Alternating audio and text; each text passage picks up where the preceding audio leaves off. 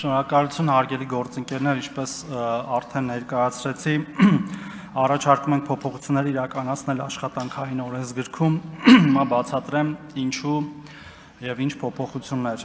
2024 թվականի դեկտեմբերի 4-ին աշխատանքային օրենսգրքում կատարված փոփոխությունների հիման վրա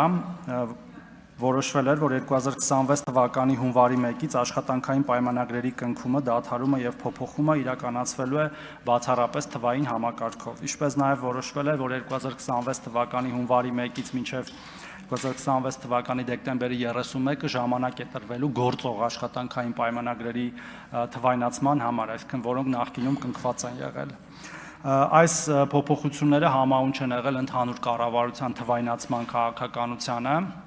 եւ ըստ էության ուժի մեջ են մտել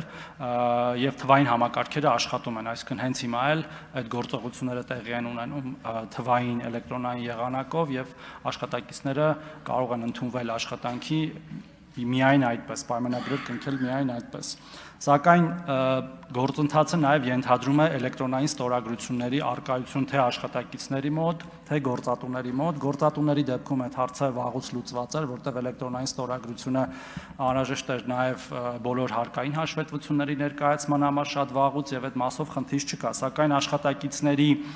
միստվար զանգվածի մոտ, թե նոր աշխատանքի ընդունվող եւ թե արդեն գործող պայմանագրեր ունեցողների մոտ, ինչքան էլ որ մենք տվել էինք բավարար ժամանակ, այսինքն 1 տարի, 1 տարուց էլ ավել, եւ նաեւ գիտեք, որ այդ էլեկտրոնային ստորագրությունը անհրաժեշտ է նաեւ այլ գործիքներից եւ օգտվելու համար, օրինակ նույն ֆիզիկական անձանց եկամուտների հայտարարագիրը լրացնելու համար եւ այլն, այնուամենայնիվ մեր շատ քաղաքացիներ չեն հասցրել կամ ժամանակին չեն ձեռք բերել իրենց նույնականացման քարտերը, առանց որի հնարավոր չէ ակտիվացնել էլեկտրոնային ստորագրություն եւ մենք հիմա բախվում ենք մի իրավիճակի, երբ փաստացի մեր որոշ քաղաքացիներ զրկվում են իրենց աշխատանքային իրավունքները իրացնելուց այս կարգավորումների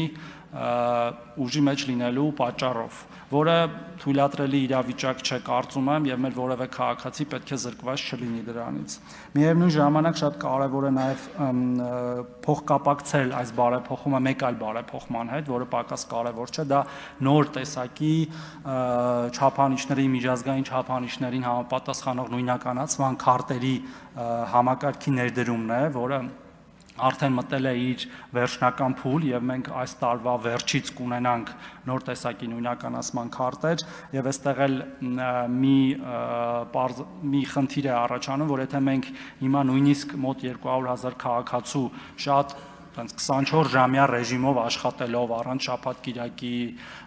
տրամադրենք այդ 200,000 քարտերը, մենք խնդիր ենք ունենալու հետո կրկին այդ վերաթողարկման հետ, այսինքն նորից նույն քարտերը տրամադրելու եւ առաջարկում ենք հետեւյալը. թողնել այն ինչ որ կամավոր կա ուժի մեջ, այսինքն քաղաքացիներ իրավունք ունենան դա անել էլեկտրոնային եղանակով, որտեղ նորից եմ կրկնում, բուն թվային տեսանկյունից համակարգը աշխատում է, ես ինքս իմ աշխատակիցների հետ պայմանագիր կնքել եմ էլեկտրոնային եղանակով, այսինքն ինքս կարող եմ ասել, որ դա աշխատում է։ Բայց նաև թույլ տալ շարունակել թղթային տարբերակով պայմանագրերը կնքելը, մինչև որ մեր բոլոր քաղաքացիները ի վերջո կունենան նույնականացման քարտեր, ԱԺ ներկայացված նախագծով առաջարկը հետեւյալն է, որ հետաձգենք 1 տարով, այսինքն պարտադիրը ուժի մեջ մտնի 27 թվականի հունվարի 1-ից, բայց մինչ մենք այստեղ քննարկում էինք, մենք մի քիչ ավելի խորը մեր ներքին գործերի նախարարության գործընկերների հետ քննարկեցինք եւ պետքա արդեն առաջարկենք առաջինից երկրորդ ընթերցում այն եւս 6 ամսով երկարացնելու, այսինքն ուժի մեջ դնելու պարտադիր կոմպոնենտը 2028 թվականի հուլիսի 1-ից, որ վստահաբար որևէ կուտակում, որևէ խոչընդոտ եւ որևէ հերթ չլինի նույնականացման քարտեր ստանալու համար, երևի այսքանը